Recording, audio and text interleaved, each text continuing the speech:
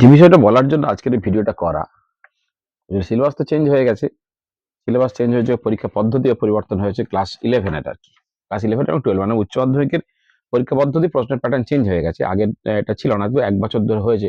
Already অনেকে আ maximum সবাই প্রায় জেনে ফেলেছো যে পরিবর্তনটা হয়েছে। কিন্তু তবুও অনেকের মধ্যে কিছু স্পষ্ট ধারণা তৈরি হয়নি এখনো। বিশেষ করে যারা মাধ্যমিক পাস করে 11 এ ভর্তি হওয়ার কথা ভাবছে, তাদের কাছে একটা বিষয় পরিষ্কার নয় যে দেখো পরীক্ষাটা পরে আসছি। পরীক্ষার সেমিস্টার 1, সেমিস্টার 2, সেমিস্টার 3, সেমিস্টার 4 তাতে কোন সেমিস্টারে কি সিলেবাস থাকবে বায়োলজিতে বা অন্যান্য সাবজেক্টে সাবজেক্ট টিচার বলবেন। বায়োলজিতে কি সিলেবাস থাকবে সেটা পরে আমি আসছি। আপাতত 11 এর অ্যাডমিশন রেজাল্ট বেরোয়নি মাধ্যমিকের। 11 এর অ্যাডমিশন নেওয়ার আগে যে সাবজেক্ট কম্বিনেশন কি হবে এই নিয়ে প্রশ্ন বা দ্বিধা বা কনফিউশন এখনো পর্যন্ত অনেকের মনের মধ্যে, স্টুডেন্টদের মধ্যে নয়, গার্ডিয়ানদের মধ্যেও এই কনফিউশন রয়ে গেছে। তো আমার যেটা বলা যে অনেক সময় ভুল করে ফেলে উচ্চ মাধ্যমিক পাস করে যাওয়ার পরে তারা তখন বুঝতে পারে যে এইটা করা উচিত ছিল বা এটা করা উচিত ছিল না। এই বিষয়গুলো আগে থেকে সেই মানে ভাবা উচিত এরকম যে ভাবিয়া করিও কাজ, করিয়া ভাবিও না। মানে মাঠে নামার আগে গেম প্ল্যান করা দরকার। তো গেম প্ল্যান দেখো, এখন নিজের ইচ্ছার দাম নেই যে তুমি মনে করলে যে আমি ডাক্তার হব, অথচ দেখলে যে তুমি হতে পারলে না, তুমি পরবর্তীকালে হয়তো ইঞ্জিনিয়ার হতে হলো, বা কারোর হয়তো ইচ্ছা আছে আমি ইঞ্জিনিয়ার হব, কিন্তু সে ইঞ্জিনিয়ার হলো না, হয়ে গেল ডাক্তার। আর অ্যাকচুয়ালি পরিস্থিতি যেদিকে চলছে সেই হিসাবে কিন্তু আমাদের ইচ্ছাকে অনেক সময় গলা টিপে মারতে হয়। কিছু করার থাকে না, লাস্ট অফ অল পেটের জ্বালা বড় জ্বালা।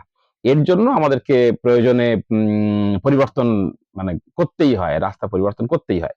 তো যার জন্যে এখন 11 এ ভর্তি হওয়ার জন্য যারা সায়েন্স নেওয়ার কথা ভাবছে তাদেরকে আমি বলি যে মেইন ৪ টে সাবজেক্ট, যে ইম্পোর্টেন্ট সাবজেক্ট এবং mother subject, physics, chemistry, mathematics এবং বায়োলজি। এই ৪ টে সাবজেক্টের কোনটারই অল্টারনেট করা উচিত নয়। মানে বিশেষ করে অনেকে বায়োলজিকে বাদ দিয়ে তার পরিবর্তে কম্পিউটার সায়েন্স বা স্ট্যাটিস্টিক্স নেওয়ার কথা ভাবে। কিন্তু আমি বলব যে বায়োলজিটা বাদ দেওয়া উচিত না। কারণ বায়োলজিটা তুমি প্রাইভেটে পারবে না করতে। কম্পিউটারটা হয়তো প্রাইভেটে পারবে করতে। কিন্তু বায়োলজিটা বাদ দেবে না। আর বায়োলজি রিলেটেড যে লাইনগুলো রয়েছে, ডাক্তারির কথা বাদই দিলাম। প্যারামেডিক্যালের এখন প্রচুর স্কোপ সামনের অপেক্ষা করছে। তা প্যারামেডিক্যাল ছাড়াও বিএসসি নার্সিং, আরো প্রচুর মানে প্যাথোলজি বা ফিজিওথেরাপি ইত্যাদি বিভিন্ন রকম কোর্স রয়েছে। এই কোর্সগুলো কিন্তু যদি বায়োলজি বাদ দাও, তোমার জীবন থেকে টোটাল আউট। অতএব বায়োলজি বাদ দেওয়ার আগে এটা একটু ভালো করে চিন্তা করে দেখো যে তুমি বায়োলজি বাদ দেওয়াটা ঠিক হবে না ভুল হবে। আগেই বললাম তোমার হয়তো ভালো লাগে না, কিন্তু কিছু করার নেই। অনেক সময় ভালো না লাগলেও আমাদেরকে খেতে হয় খাবারটা, কারণ পুষ্টির জন্য খেতে হয়। যে তোমার ভালো লাগছে না, পেটের গন্ডগোল হয়েছে, তোমার ভালো লাগছে না ওআরএস খেতে, কারোরই ভালো লাগে না, তখন বাধ্য হয়ে খেতে হয়। ওষুধ খেতে কারোরই ভালো লাগে না, তখন খেতে বাধ্য হতে হয়। তো সেই রকম পড়াশোনার ক্ষেত্রে যেটা তোমার ভবিষ্যতের জন্যই, নিজের ভবিষ্যতের জন্য, নিজের জীবন মরণ লড়াই, নিজের বেঁচে থাকার জন্য এখন যে সাবজেক্ট কম্বিনেশনটা তুমি এমন ভাবে নেবে যাতে ভবিষ্যতে তোমাকে সমস্যায় পড়তে না হয়, সেই জন্য বেস্ট অপশন হচ্ছে ফিজিক্স, কেমিস্ট্রি, ম্যাথমেটিক্স, বায়োলজি। ৪ টে সাবজেক্ট সমানভাবে। তোমার দেওয়ার ইচ্ছা আছে নিট। তুমি বলবে স্যার আমি তো ম্যাথে অত স্ট্রং নয়, তো আমি ম্যাথটা করে কি করব? ম্যাথটা করে কি করবে এই উত্তর তুমি এখন পাবে না। তুমি পাবে পরে। আপাতত গুরুর কথাটা শোনো, ফিজিক্স, কেমিস্ট্রি, ম্যাথমেটিক্স, বায়োলজি। তুমি যদি ম্যাথমেটিক্সটাও বাদ দাও, সেক্ষেত্রেও তোমার ভবিষ্যতে প্রবলেম হতে পারে। কি প্রবলেম হতে পারে আমি বলছি বারবার, এক্ষুনি আমি বলতে যাচ্ছি না।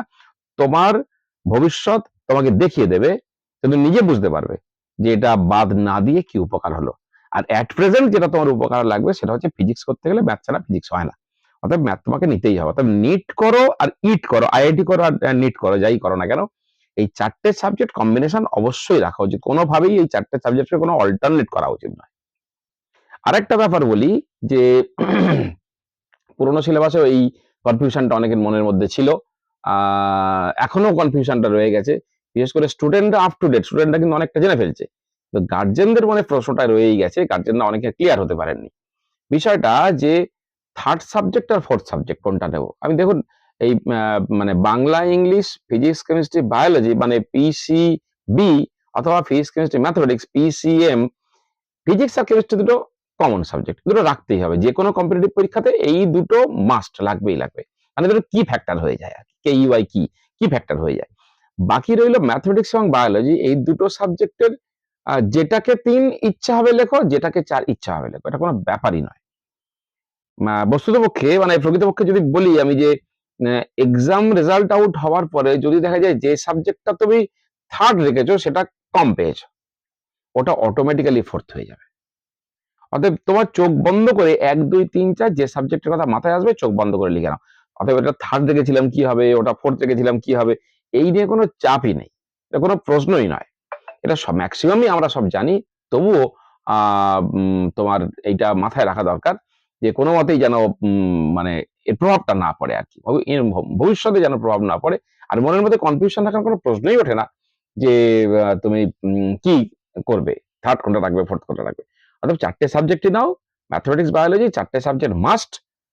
কারণ দেখো, আহ, মাধ্যমিকে কে ফার্স্ট হলো, উচ্চ মাধ্যমিকে কে ফার্স্ট হলো বা সেকেন্ড হলো, এইটার থেকে অনেক বেশি ইম্পর্টেন্ট হচ্ছে কম্পিটিটিভ পরীক্ষায় কে কি ক্র্যাক করতে পারলো, কে কোন জায়গায় পৌঁছালো। তুমি নিজের আশেপাশে যে সমস্ত পুরনো ছাত্রছাত্রী রয়েছে তাদেরকে খোঁজ নিয়ে দেখতে পারো যে তারা যারা একটা ভালো জায়গায় ভালো পজিশনে আছে, মানে সম্মানিত জায়গায় সসম্মানে বেঁচে রয়েছে এবং ঈর্ষণীয় একটা মানে স্যালারি তারা পাচ্ছে প্রত্যেক মাসে, তারা কি মাধ্যমিক উচ্চ মাধ্যমিকে ওই বিশেষ কিছু করে ফেলেছিল, ভালো রেজাল্ট করেছিল নিঃসন্দেহে, না হলে কম্পিটিটিভ পরীক্ষায় চান্স পাওয়া সম্ভব নয়, কিন্তু তাদের কাছে কি টার্গেট ছিল যে মাধ্যমিকে ফার্স্ট হবে বা সেকেন্ড, উচ্চ মাধ্যমিকে ফার্স্ট হবে বা সেকেন্ড হবে?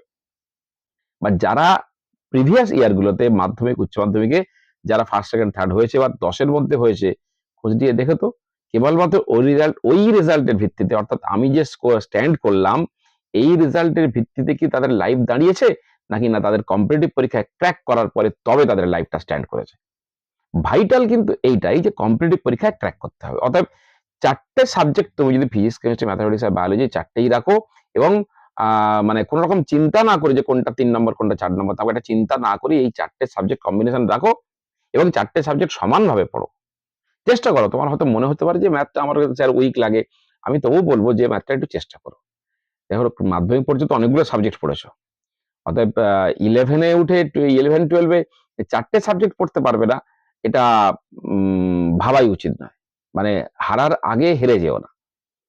নামার আগেই যদি মনে করো না অপোনেন্ট টিমের বিপক্ষে আমি গোল করতে পারবো না, আমি ড্র করবো বা কোনো রকমের ম্যাচটা খেলে বেরিয়ে চলে আসবো, যাতে কম গোল খাই এরকম ভাবো, না, এটা ভাবা উচিতই নয়। মাঠে নামার আগে ভাবতে হবে যে আমি জিতবো। অতএব 4টে সাবজেক্ট নাও এবং মনে মনে ভাবো যে হ্যাঁ, আমি উচ্চ মাধ্যমিকের পরে একটা ঈর্ষণীয় স্কোর এবং কম্পিটিটিভ পরীক্ষায় ক্র্যাক করে আমার নিজের লাইফটা সেটেল করব। তাতে সেটা ফিজিক্স, কেমিস্ট্রি, ম্যাথমেটিক্স, বায়োলজি 4টে সাবজেক্টই থাক, এবং যে ক্ষেত্রে সবকটা কম্পিটিটিভ পরীক্ষায় তুমি অ্যাটেন্ড করো, দেখবে কোনো না কোনো জায়গায় নিশ্চয়ই ক্র্যাক করতে পারবে এবং তাতে ভালো হবে। অতএব কম্বিনেশনটা মাথায় রেখো, এই 4টে subject common subject, mother subject, এই 4টে কম্বিনেশন। আর থার্ড ফোর্থ বলে কিচ্ছু হয় না, এখন ওই কনসেপ্টটা টোটাল আউট, ওই গল্প ভুলেই যাও। এইভাবে কম্বিনেশন নিয়ে এইভাবে 4টে সাবজেক্ট পড়তে হবে ভেবে নিয়েই পড়াশোনাটা করো, তাহলে দেখবে তুমি না কিছু না কিছু জায়গায় অবশ্যই অ্যাচিভ করতে পারবে।